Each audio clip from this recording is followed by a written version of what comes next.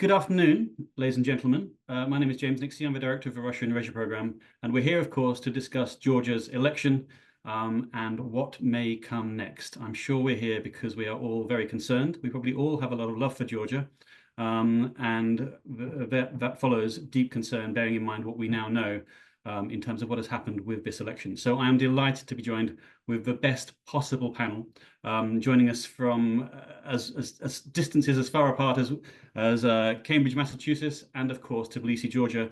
And I believe my colleague Natalie Sabanadze is in Oxford in the UK. I'm in France.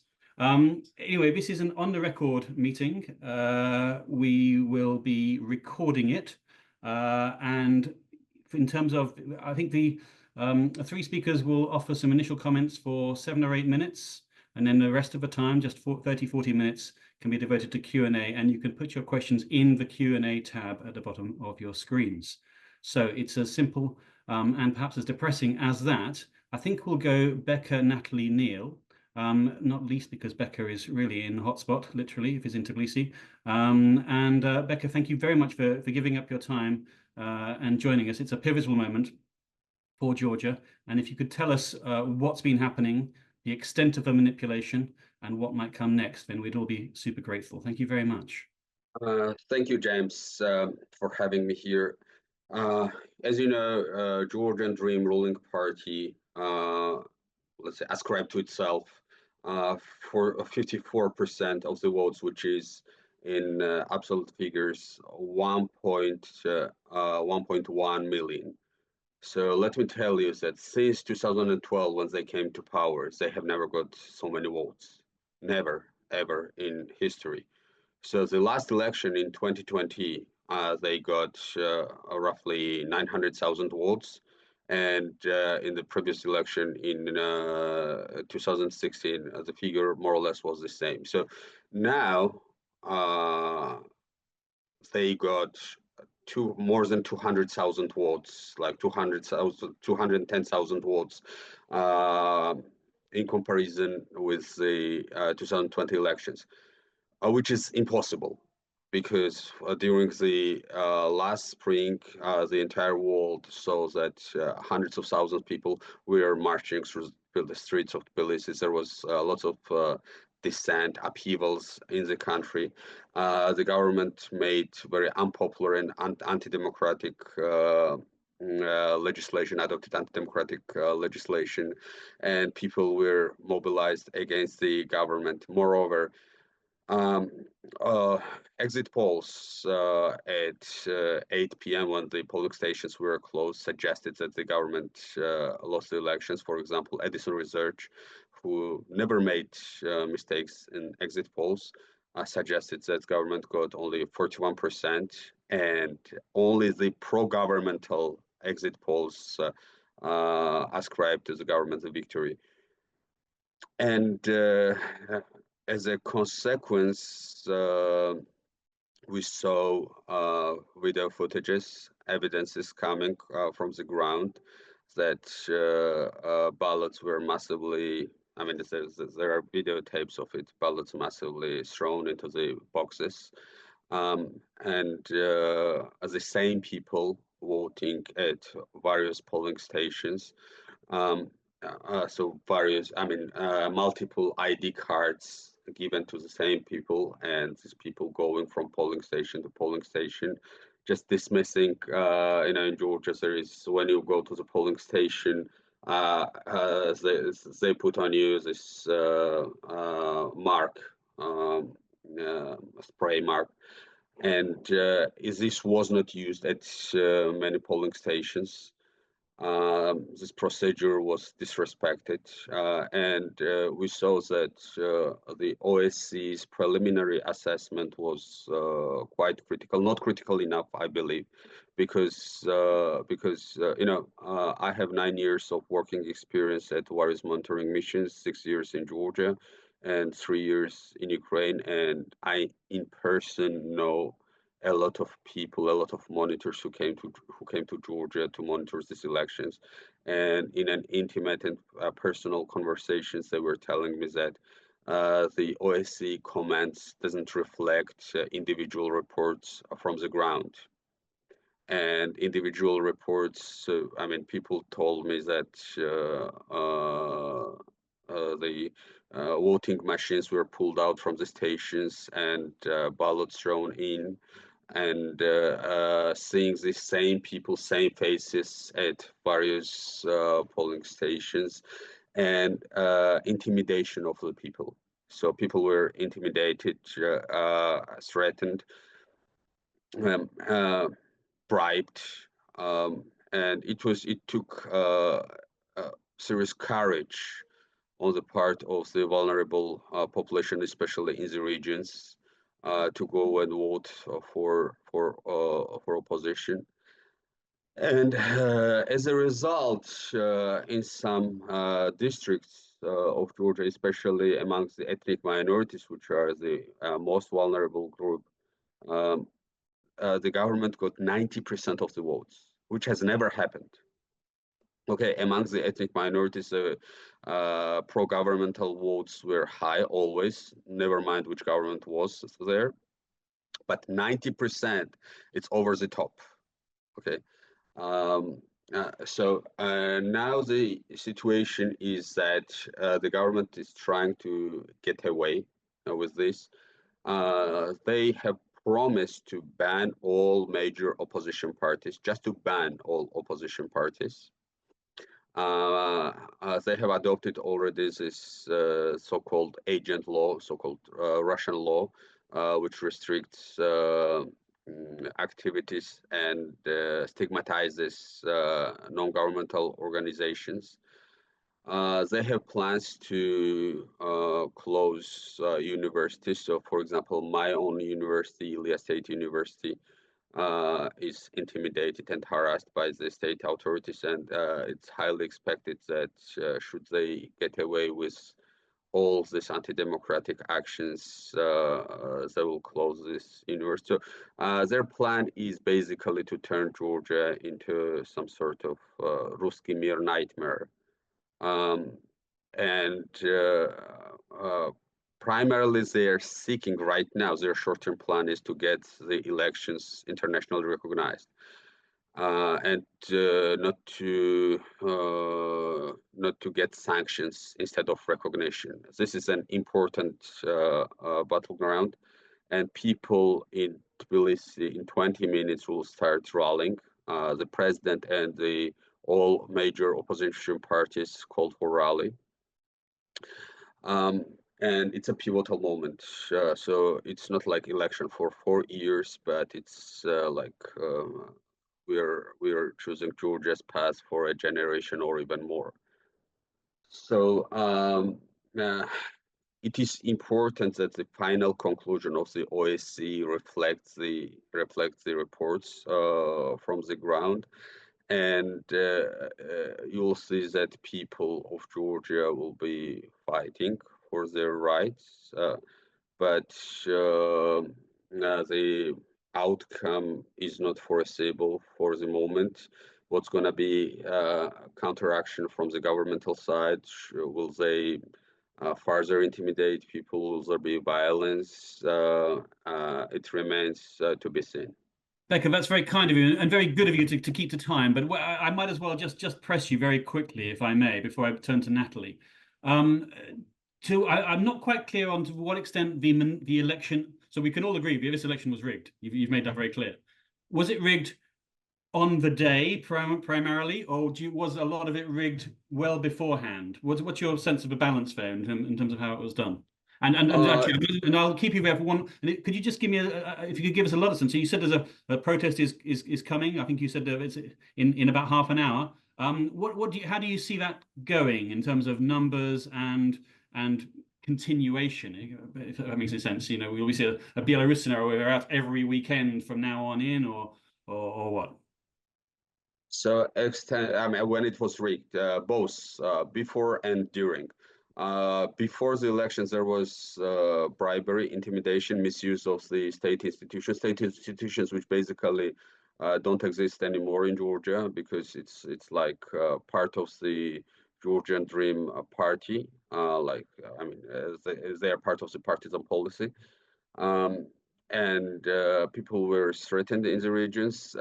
Their ID cards of those who were suspected in voting for opposition, their ID cards were confiscated, just taken by the government to prevent people from voting. Some people were threatened in other ways when the government was calling for rallies in very Ceausescu's manner of 1989. People were flocked in the urban centers, and if people didn't show up, for example, employees of the kindergartens and public schools, they would be dismissed. Some others were just threatened if they don't vote. I mean, bribed that they were given some privileges. And I mean, just by figures, the major opposition party, which is the United National Movement, its lowest figure for the election was in 2013. So just a year after losing the power. Just a year after losing the power, they got 22%. And now they got only 10%. They have never shown such low result, and it's not believable that this is true. And during the elections, of course, we saw that the ballots were thrown into the boxes. And I mean, by figures, I don't know what's percentage before and after. This needs a meticulous investigation, but the process included both. Thank you very much indeed. Take a well-earned break. Natalie, I can't imagine, as I work with you in London, that this isn't quite an emotional time for you, actually. But tell me your thoughts sort of at a semi-distance, if you like. Yeah, thanks. I will try, James. Thanks for organizing this. Let me begin. I will just pick up on some of the issues that Becca raised. And let me begin by the assessment of international observers. It was quite interesting to watch the press conference. You had the representatives of different missions all together. Obviously, OSCE ODIHR is the biggest and the coordinating one. But there was PASE, there was OSCE ODIHR, there was European Parliament, and so on. My impression was that this was very critical, but there was a difference in how much, there was almost like a disagreement in the evaluation, not so much in the fact that there were many irregularities, but in the evaluation. So you had a ranging of assessments going from speaking about a systemic and comprehensive scheme that was put in place. The head of the OSCE ODIHR said that there were so many incidents reported that it questions the possibility of classifying them as free and fair, that democratic standards were not met. I mean, this is very tough for the OSCE language. And then you had others who said that, well, the elections were competitive, which is true. You had lots of parties taking part. There was a choice for the voters, which is also true. And they were well administered, which is also true. They were well administered, mainly for the ruling party. But the disagreement in assessment, to a degree, was reflected in a toned-down written statement. So I think this has several explanations, and that leads me to actually your question that you asked. The OSCE focuses on the day. They do speak about the electoral framework. They do look a little bit in the run-up of the elections. But, you know, myself and others have always been arguing that these elections have to be monitored long-term. They had about 500 short-term monitors, huge election monitoring mission.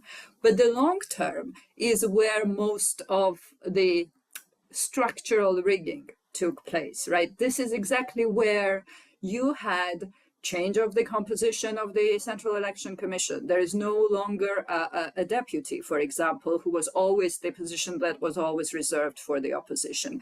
We hear now that the way locally these were composed, these commissions were mainly by people affiliated to the party, their family members, relatives, etc. Then you have the whole host of issues such as, control of the civil service. We have to remember that public sector is still the largest employer in the country. They have a lot of state resources. You have complete dominance of the information space, even though there are opposition outlets of opposition media. The media landscape is very fragmented, but when you look at the public space, it is entirely dominated by the ruling party. And the campaign also showed, unwillingness to engage in debate, basically real polarizing discourse, and so on and so forth. There was a lot of distribution of incentives and intimidation. There was quite a lot of ad hoc use of targeted violence right after the protests against the so-called transparency law. And information space, and that I think is also very typical of these hybrid regimes. They don't throw you into jail, but they use this information dominance to basically pressure you, to declare you as a traitor, to put a lot of, emotional distress. And some of the statements by these leaders of the Georgian Dream were also interpreted as kind of an instigation to, okay, go after them. So there was a lot of going on before the elections. It has to do with legislation. It has to do the way state is completely controlled by the ruling party, the way there are no longer independent institutions, and you have no judicial way of contesting things. Okay, now everybody's trying to contest and prove that elections were stolen. But where do you exactly do this? I mean, that is the question. And on the big issues, such as transparency law, such as other legal measures that were highly debatable, you go to Constitutional Court, and that court is also in the hands of the ruling party. So the way the system works is totally not conducive to the change of government through the ballot box. I mean, that's a reality.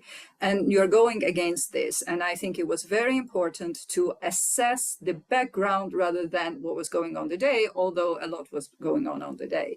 Partly because also the ODIHR methodology, I would say, is outdated for assessing the kind of sophisticated measures that these, Georgia-Hungary style hybrid regimes use. They're adapted to the sort of 90s situation where a lot of the stealing was taking place during the day. But, as somebody, I think I read it, somebody said that only amateurs steal elections on the election day. It's done most of it before. Now, the fact that there was a lot of violations during the day also point that the Georgian Dream was very nervous. And they had reasons to be nervous because these were first proportional elections, which also is conducive to sort of creating a coalition governance. It's not easy to win the kind of outright majority that they desperately wanted. And why did they need this majority? Because in order to strengthen precisely this kind of a mixed regime that they have built, which is, quite sophisticated. It has a very clear power mechanics, how they dominate the institutions, how they dominate the information sphere. I have often spoken about the influence of Hungary in terms of power mechanics, but also ideological framing, because you do this all to justify this, because you are defending the true nation, the God, the real people against the ruthless cosmopolitans or global elites or global war party or whatever you want. So the kind of use of conspiracies in order to rally support, and all of this is requires constitutional, well, not constitutional, ideally requires constitutional majority, but if you can't get it, you want to have a very decisive majority so that you can pass the laws, so that you can change the system and basically dismantle democratic system of governance legally.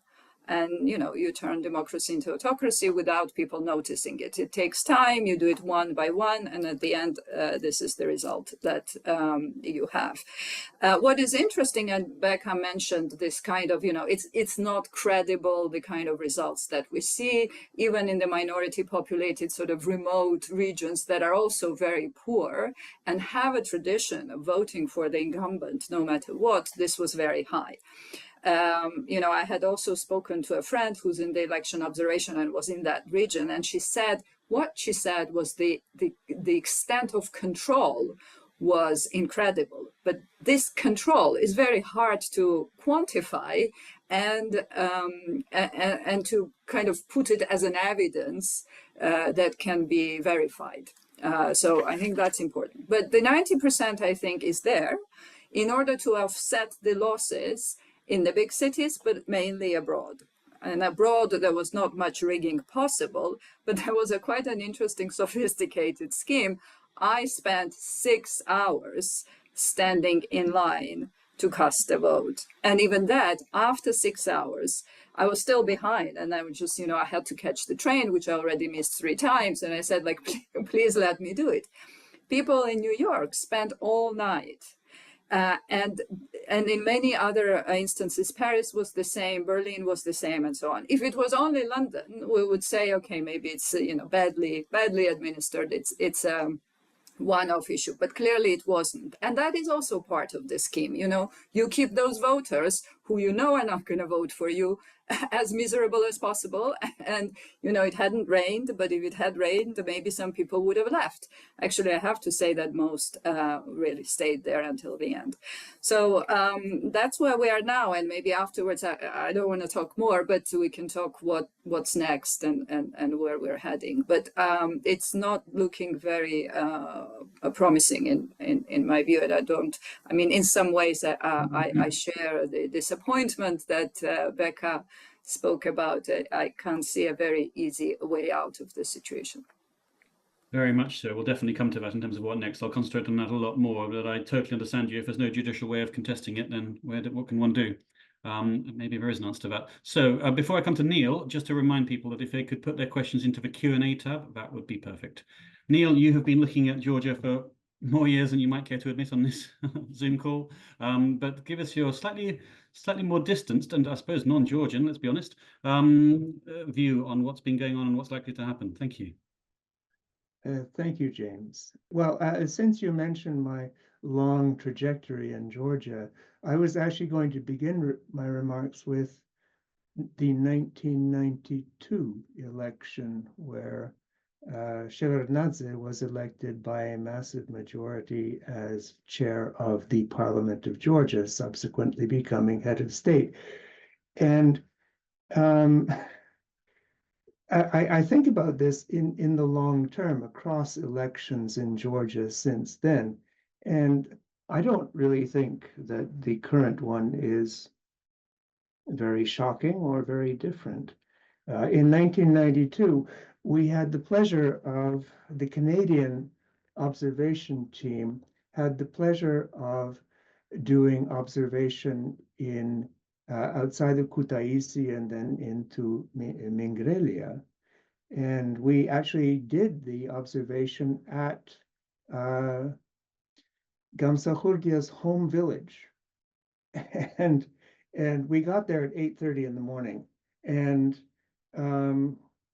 there were no voters, none. And so we said, okay, where are the voters? And the chair of the committee behind the table said, well, they've already voted. And so we said, can we see the list? And sure enough, every single voter in the village had voted. And so I asked our Georgian accompanier,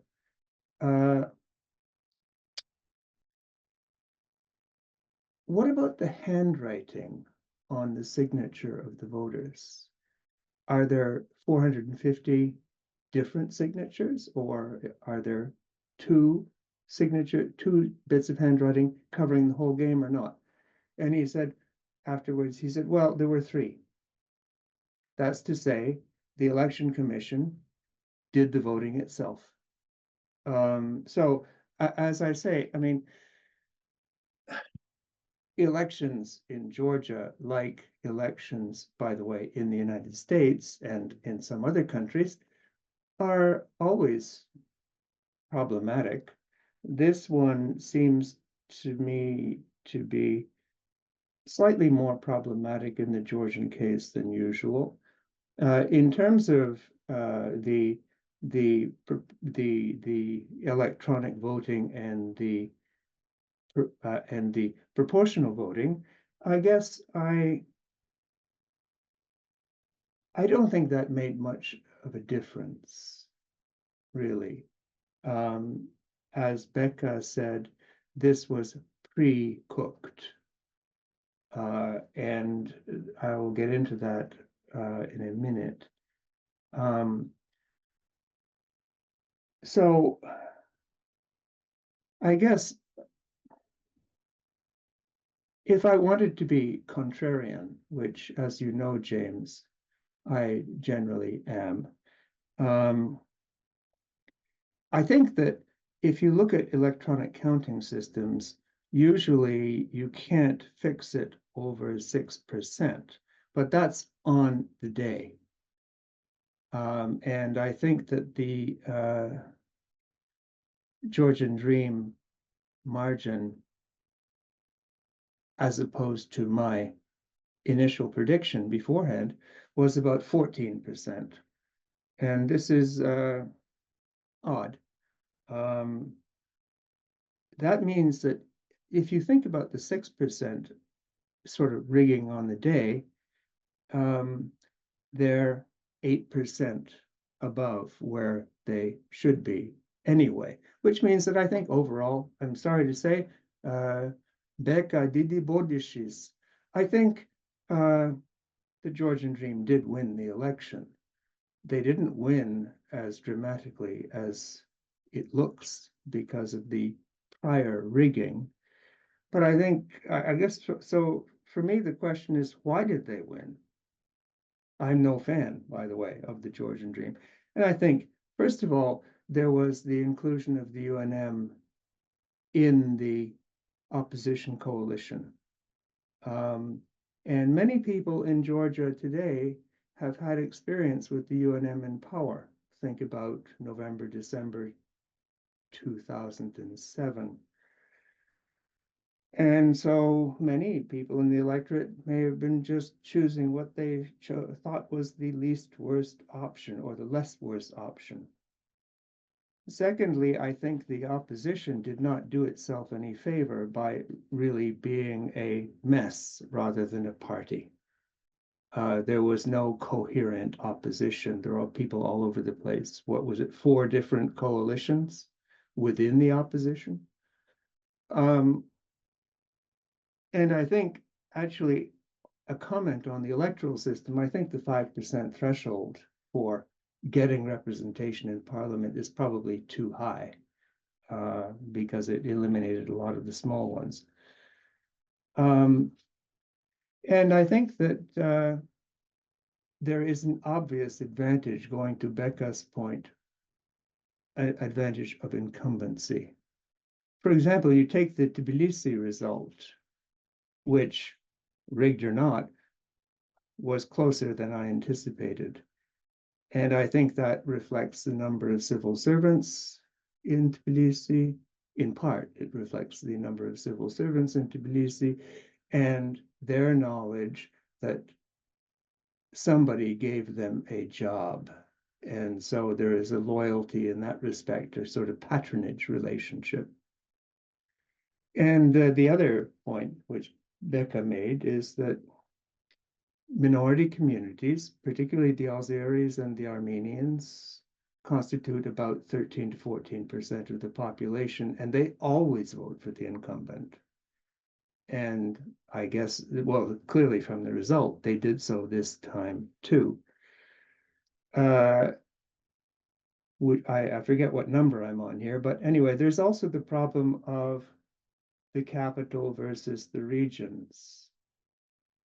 I think that the regions to state the obvious, have a much larger conservative, if not reactionary, population.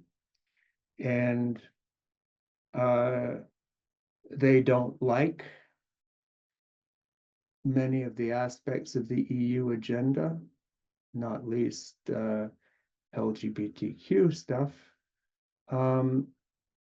And this is related to my final point here, which is that nobody, and in fact, nobody here yet today has mentioned the role of the church in this, both intrinsically as a deeply reactionary organization, but also because of its connection to the Patriarchate of Moscow.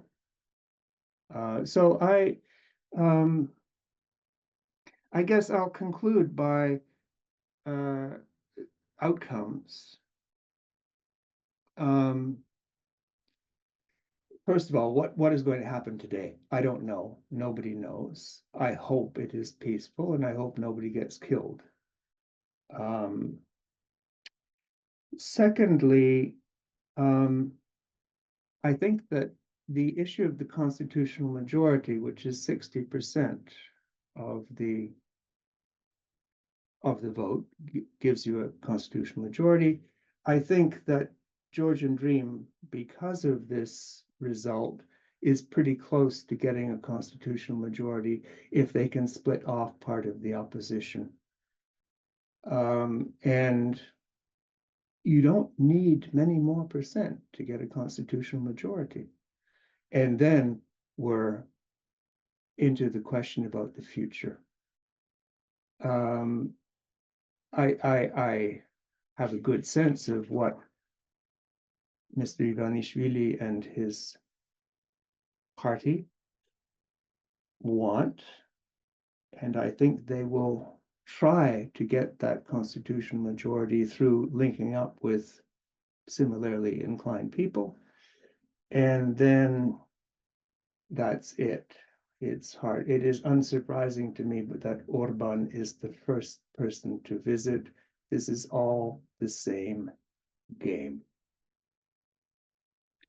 Neil, that's perfect. Thank you very much indeed. And some important correctives, not corrective in terms of contradictions, but some allowances for in terms of the system and what has happened with the opposition in terms of them being in the coalition and such like.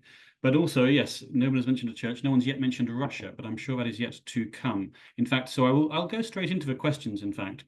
And I won't ask them in order, please, but Connor, no, yeah, I mean, Connor Kelly mentions that in Moldova's elections just last weekend, and to come as well again, that we've seen direct evidence of vote buying with direct bank transfers from Russian banks. Have you seen any evidence, maybe coming to Becca first, of specific Russian intervention into this election, please? Foreign Intelligence Service of Russia, Narishkin in person, repeatedly, nearly every week, was making statement in support of the Georgian Dream party, and it's like making like preemptive statements to the effect of like OSCE ODIHR is going to produce a negative conclusion of the elections, and this may trigger a revolution in Georgia, and this design of the West and the West handmaking. Georgia is stick to its own traditions and values and doesn't want to go for the Western liberal world. So in this way, on the international scene, supporting Georgian Dream. At the same time, what we see the patterns of, for example, video clips or advertisements produced by the Georgian Dream Party. I mean, and the narrative, in many ways, it was like Georgian translation of the Russian playbook. I mean, exactly copied and translated. but they did not want to do it very bluntly. Let's say, I mean, Georgian Dream can never say that we are pro-Russian, right? Because most of Georgian people are against Russia. They are anti-Russian, so Russia was a colonizing force in Georgia, and Russia has occupied 2 regions of Georgia. Therefore, you know, Georgian Dream had kind of kept ambiguity. They were not making any comment against Russia or for Russia, but demonizing the West, that we are traditional and we are not pro-Russian, but we are not pro-Western, we are pro-Georgian. So this sort of narrative which comes from the Russian playbook. Thank you very much indeed, Becca. It's quite extraordinary that you can manage to manipulate an election according to Russian prescriptions and with a population that is actually anti-Russian by not being so blunt about it. It's yeah, quite almost to be admired. Natalie, can I ask you a different question, please? It's Jan Duressel's question, and it's about the West. He says the West seems to be caught in a trap. If it criticizes the irregularities too little, it betrays the West's values, so to speak. But if it criticizes too much, you're fueling the propaganda from the other side. So how does the West manage to navigate this difficult line, whereby if it goes in too hard or too soft, then it has unintended consequences, effectively? Yeah, well, that's $1 million question. How you translate your assessment into policy, right? And I think the way I explain also rather muted reactions. You can see there are different types of reactions. You know, you have the traditional backers who would, like Lithuania, Latvia, Poland, official statements came out very strongly. And then you have Borrell, Michel, Blinken sort of saying, let's watch, you know, we are concerned by what was going on, lots of irregularities reported, but let's see, please investigate. And so that to me implies, and then members of parliament, you know, across the board in the West were much more critical. So the official sort of government line indicates that, well, they are the ones who will have to come up with a policy change in relation to Georgia if the, you know, the hard case of stealing elections is actually confirmed. So they are taking time and they're looking for evidence to make sure that it is evidence-based.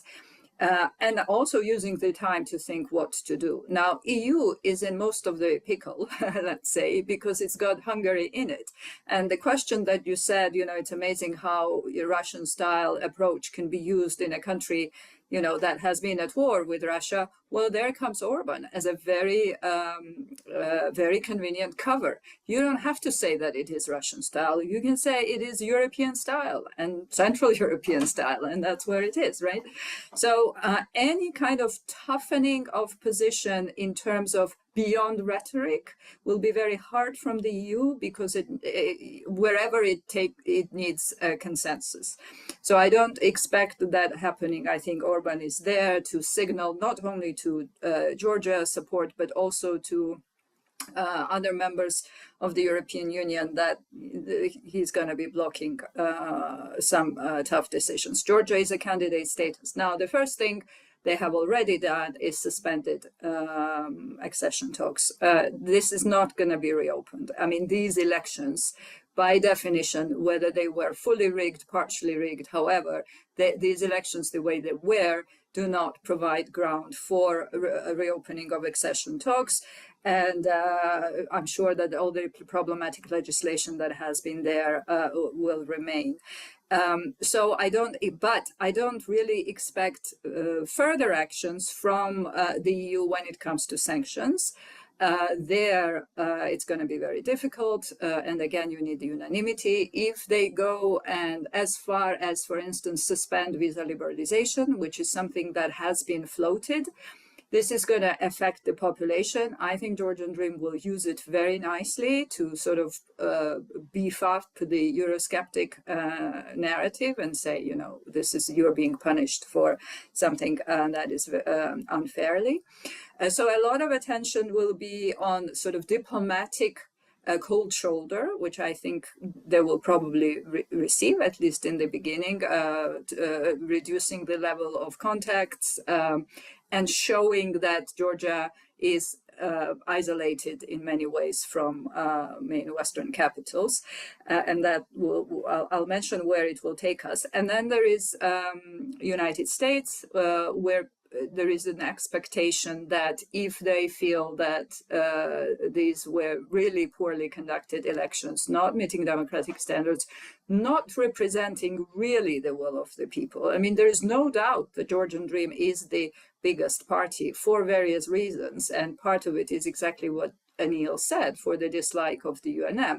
But the fact also is Putin is probably also the most popular politician in Georgia. But do these elections represent the real will of the people? That is very questionable. So there we'll see whether sanctions will be imposed. And I think here the reaction and the role of Russia comes is very interesting, because obviously the West will be assessing what implications will this kind of toughening of the position have on Georgia's further reorientation in the direction of Russia and company. It doesn't even have to be quite so clearly Russia, but, you know, towards China, towards Middle East, you know, but anything away from the West. And I think what the Russian reaction also to these elections, the encouragement that Georgian Dream has been receiving, you know, go ahead. Then congratulations that Georgia has won as opposed to the West. Russia is playing this game as part of the global hybrid war. For Russia, it's a victory. It's a small victory, and in many ways, maybe an unexpected one, where they didn't spend much resource. It was done by local hands. It was done by the Georgian Dream. And there's always a question, you know, are they pro-Russian? Are they working on Russia's instructions? I have no evidence of it. So I can't say whether they're pro-Russian by intent, but they are by effect. So in this game, there was also an encouragement coming from Dugin saying, now Georgia needs a plan, you know, look towards BRICS. And obviously that was also quite predictable, because if Ivanishvili is sanctioned, he will be looking for finding something that has to do with alternative payment system. He will start talking about de-dollarization, you know, taking much more openly anti-Western position. So more sanctions will push Georgia in that direction, but not doing anything, I think, will anyway push Georgia in that direction. So I think in that case, maybe it's better to take a morally right position. That makes sense. That definitely makes sense. Neil, back to you, if I may. In terms of, Natalie briefly mentioned the US there, as you are there. I see Philip Main mentioned on the chat that Blinken has already acknowledged the victory. I mean, what possible motive could he have for doing that, if that's true? I haven't personally seen it, but I assume that Philip is correct in that. And if I may, can I just ask you, as we're running out of time, just a second question as well. It's the first question that was asked, actually, is about how will this affect as you look at the South Caucasus more broadly, Neil? How will this affect the wider dynamics on the South Caucasus, particularly Armenia's pivot west, supposedly, anyway? Two for you there, Neil. Thank you. Thank you very much, James. Well, I mean, just very briefly on whether Bidzina Ivanishvili is a Russian puppet. I don't think he is. I think Mr. Ivanishvili is for Mr. Ivanishvili. And the EU candidacy recommendations are threatening to his position. And so he's made his choice.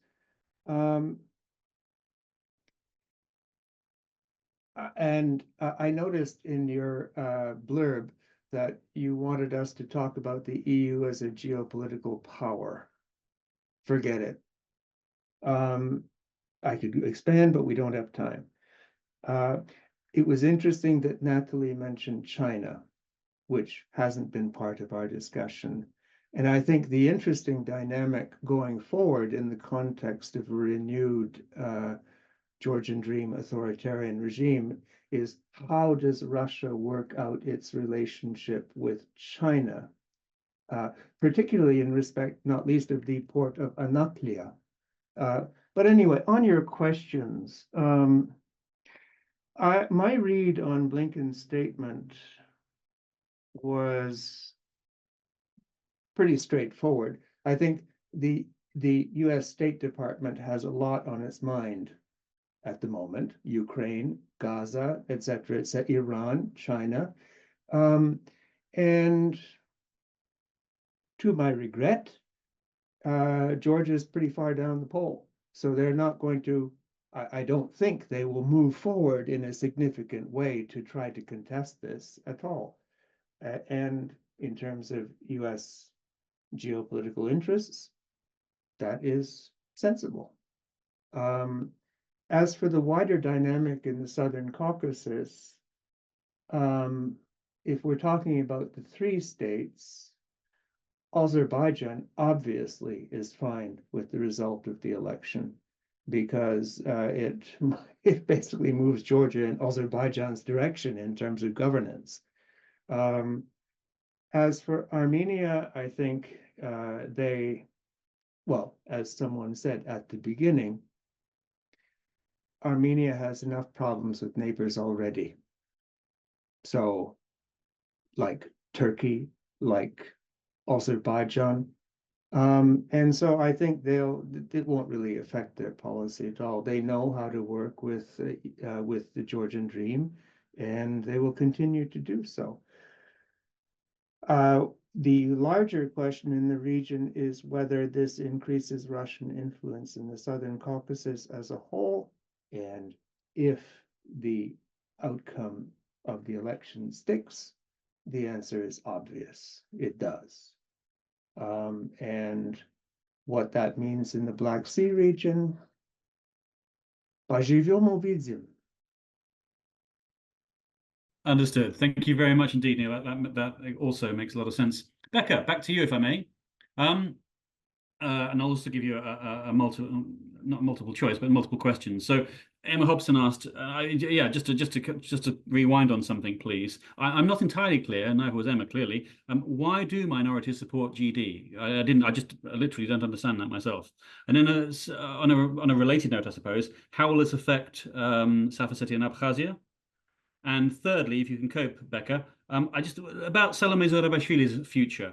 I know she doesn't have a political future because she's towards the end of her tenure. But I mean, is she safe? Is she likely? Is she the de facto opposition? Is she likely to be? Yeah, on that one as well, please. 3 there for you. I can remind you. Before James, before I move to your questions, let me very briefly reflect on a couple of points which Sure. Neil commented about the extent of intimidation and falsification of the elections. How much it was rigged. I can tell you that from my village, where from my family is, and this is the biggest village in the region, as the coordinator for the major opposition party, UNM, voted for Georgian Dream. And we know it because she said it. Because the government gave her a land, state land, which she otherwise could not get. So, I mean, stakes were high, and they were prepared, the government was prepared to pay high prices in every village. And this same person was a election commission member from the opposition party, UNM. So you can imagine that how much of manipulation took place there. And it's not like exclusive for my village, it's for the entire country. And the second point about Blinken's statement, so Blinken didn't recognize the elections results. I don't believe it because I have seen his statement, State Department statement, and there, I mean, both Borrell and Blinken made like, you know, that their final response is pending. You know, they were not clear cut in their statements because they're waiting for 2 things. One, the protest of Georgians. So if Georgians themselves are prepared to defend their own votes, and second, the evidences which needs to be prepared both by the OSCE and Georgian opposition and observers themselves. So now to go back to your questions, and sorry for taking too much time. Could you please remind me, James, first question? Why do minorities support GD, please? Yeah, as a minority issue. So it's not about GD. It's not about UNM. It's not about Shevardnadze. The incumbency, Neil said, to be fair. Incumbency. Absolutely. And whoever, if I tomorrow become a prime minister of this country, they'll vote for me. Doesn't matter who it is. I mean, there is. But why? But why? Sorry. These are vulnerable groups in very remote regions, and they are usually ruled by, let's say, local lords. I would say, I mean, local regional oligarchs of Armenian or Azeri ethnicity, and there is a patron-client relations. It's like it would not be too much of exaggeration if you label it as serfdom. What's going on there? I mean, they're treated kind of as subjects, not as citizens. And this has been continuing for the last 30 years. It's not a new thing, but what they have done now, it's like they have gone over the top, because 90% of the votes, no other government has registered there. It's too much. Your second question. So is that, the second question? So it's a related question, and maybe the answer is the same. South Ossetia and Abkhazia. I know it's not the same. I would say, and the answer would be different, because the Georgian dream government wanted to create an illusion for the populations that through our policies we may get back South Ossetia and Abkhazia, and some sort of reference was to Nagorno-Karabakh, because Azerbaijan behaved. It was obedient authoritarian state. I mean, ally of Russia, and Azerbaijan was awarded with Karabakh. And this fear was very strong among, especially among Abkhazians. So in Abkhazia, there were debates that, since there is some sort of rapprochement between Georgian and Russian governments, so we might be victims of it. And the government started to play these nationalist cards that if you vote for us, we'll get back these territories. But Russians didn't allow this. So the Russians were very blunt. They pushed back. GD said, no, there's no way. I mean, I can go quite deep into it, but I don't. That's fine. Just very quickly on the future of Salome Zurabishvili. So his term is very shortly ending. But she's now in the epicenter of the events. She's somehow unifier of all these four opposition groups, which we have in Georgia. She was the one who called the rally, and she is the one who stated that she's not going to recognize the elections, and she called on the partners not to recognize the result. So I believe that in whatever capacity, as long as GD is in the power, she will be in this fight. So, I mean, it remains to be seen after her term ends whether she's going to establish her own party or to bring together all these opposition parties or something like this. But I don't see her detaching from the politics in the near future. Okay, that's interesting. Thank you very much indeed. Listen, ladies and gents, as we're short of time, 5 minutes in theory, I'm going to ask you all the same question to finish with. It's Nigar Jafarova's, actually, because it's about the immediate future and the protests again. So, and the literal question is do you believe the protests can lead to regime change, or is it more likely to subside gradually? So I guess I'd like to ask you in the order of Natalie, Neil, then finishing with Becca. So how far can these protests go? We've seen 2003, of course, with the Rose Revolution. We've seen them die out and subside. We've seen violence used, as you mentioned yourself, Natalie, in a targeted way. Actually, I thought that was very important. But I mean, in terms of numbers, that must be important. I mean, can you storm the gates? Can it be done? Can it done peacefully but forcefully, or do you think the government always has the upper hand? I know it's speculation, Natalie, and I'm sorry to put you in that position, but can you sort of tell us a little bit about how, I mean, you were there in 2003, 2004, 2003. Can you tell us a little bit about how far you think the Georgian people can take this, bearing in mind the considerable forces ranged against them? I'll come to Neil and Becca afterwards with this. Yeah, it's a tricky one. So I will start by saying what Neil said, going back to 92, right? In many respects, what we see now in Georgia, particularly with this rally, those who've been watching Georgia will be experiencing a sense of deja vu. I mean, that's something we have seen this film, right? But it's a pattern. So you have a political party that comes to power, huge mandate, lots of hope. All of them have done like this. They control majority. They are in power. And then they overstay their welcome and don't want to leave. Basically, they start clinging to power as they cling to life. And the pattern, and I have often described Georgia as a revolutionary democracy rather than institutional democracy, because when you have no other way of getting rid of them, people come to the streets, and that's how you have a regime change. The only difference is that every time you have this cycle going on, the new guys that come, they are more refined, they're more sophisticated, and their control of the situation is, and their hold on power is stronger, I would say. So now we are in that state, and I am wondering whether we are reaching the limits of Georgia's revolutionary democracy, because yes, there will be protests. Yes, Georgians will be fighting, but first question is the Georgian government, will it go this big that the Georgian government will feel really threatened and start using major force? Does it have capacity to do this?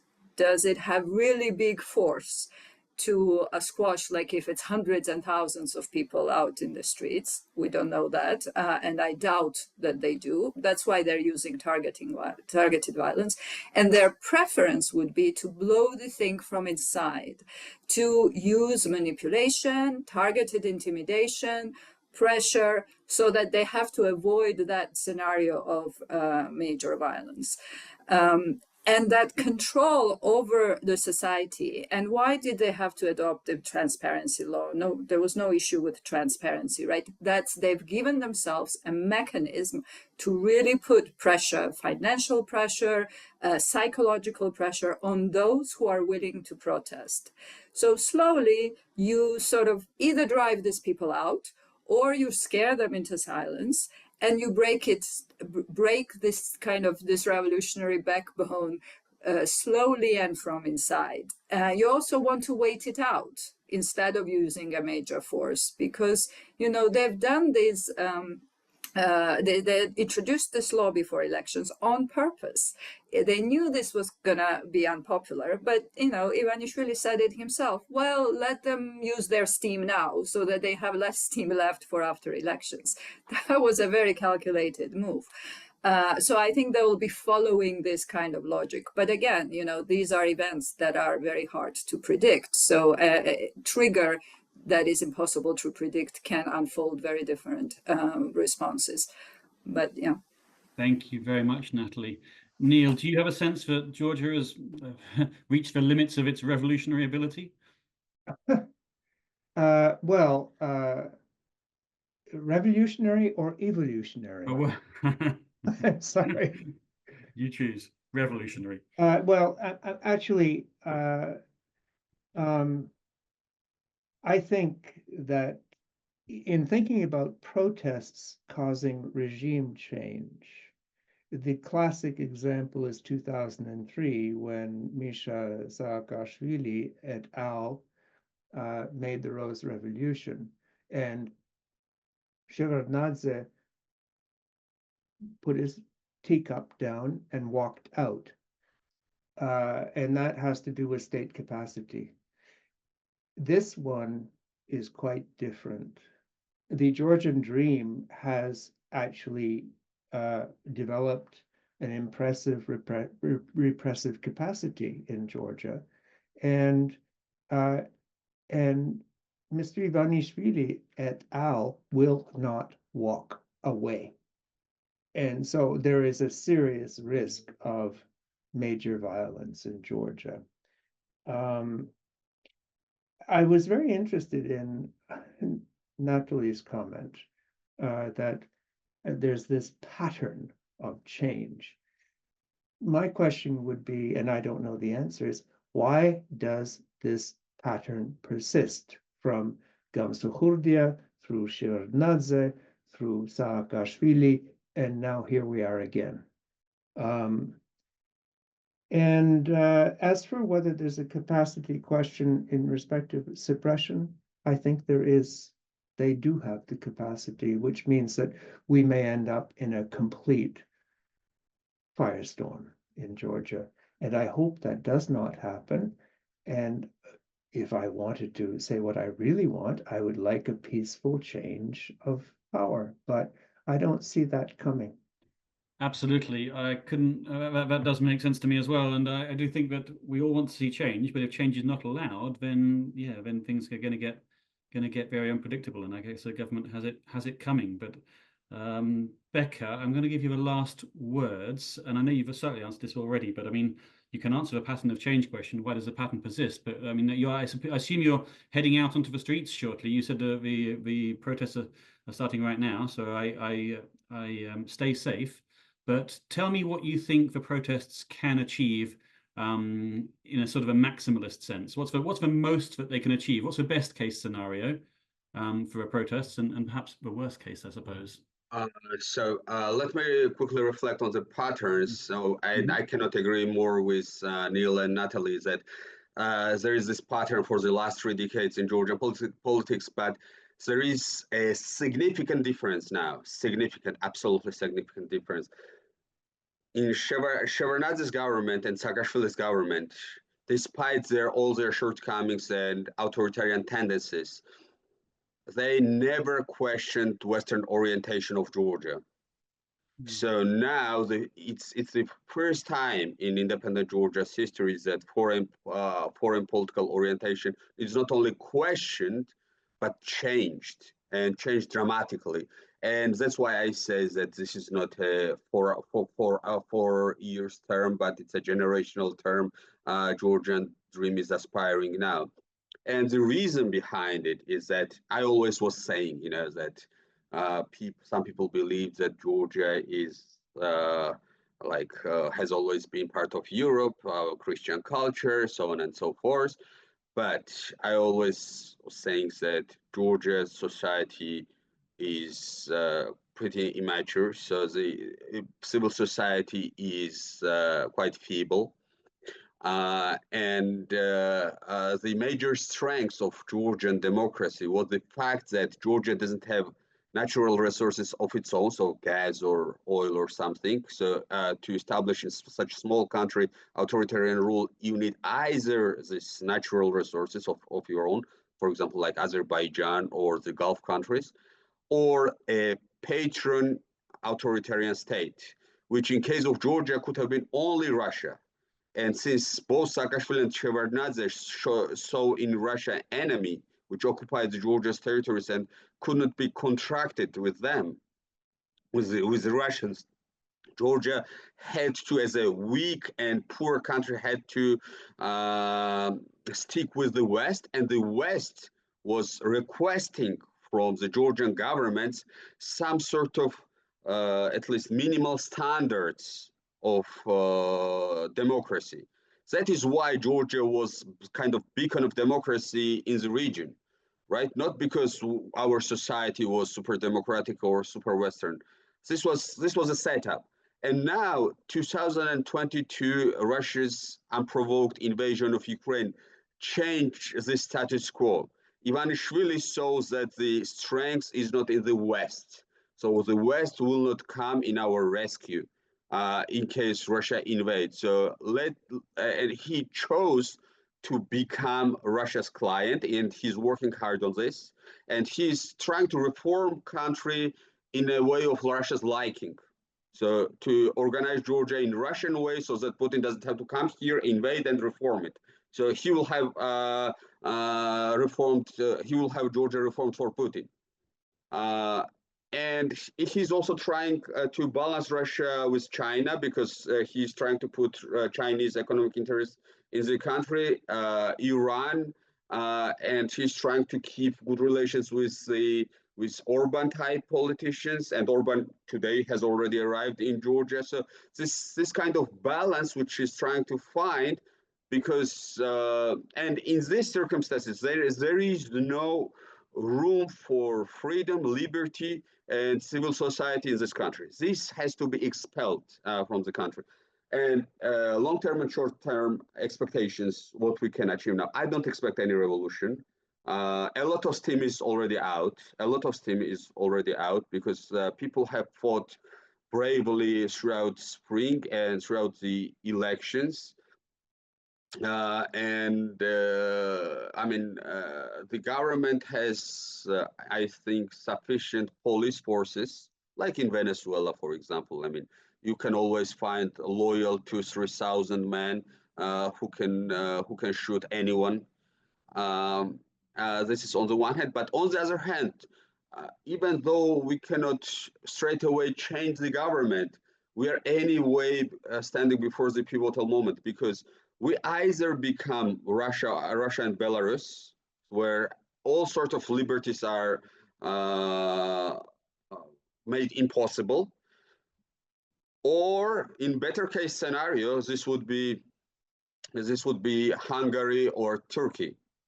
Because, for example, in Hungary and Turkey, opposition controls the bigger cities. So, for example, in Budapest, opposition is in charge. In Istanbul, Ankara, and Izmir, opposition is in charge. And next year, Georgia has local elections. So, but even if Ivanishvili and GD gets away easily with rigging these elections, they will, until next year, they will eradicate opposition, NGOs, cut funding for them, stigmatize them further. So my maximalist plan would be through the protests, through the bringing forward evidences, and through support from the Western countries to make sure that the elections are not recognized, that the sanctions are applied to the regime, that the regime is weakened. And believe me that it's not that difficult to hurt the regime. During the last months, they sold out nearly half of the national reserves, sold out, like hundreds of millions of dollars were sold out by the Georgia National Bank. And if the sanctions are applied, this will be painful for the regime, and it will be easier for us to win the major cities in the next year's election. It's not guaranteed, because this can be stolen again next year, but at least there will be a better chance to do this. Becca, thank you very much indeed. Whilst it's depressing that you say a sort of a best case scenario might be Hungary or Turkey, then that's an important appeal, but the West can be a player here and it can have an effect. Thank you very much to all three speakers for accurately and soberly addressing all of the questions and their initial statements as well. This has been a very useful thing to do, I believe, and if things change significantly or unpredictably, then perhaps we can reconvene in as little as a week's time.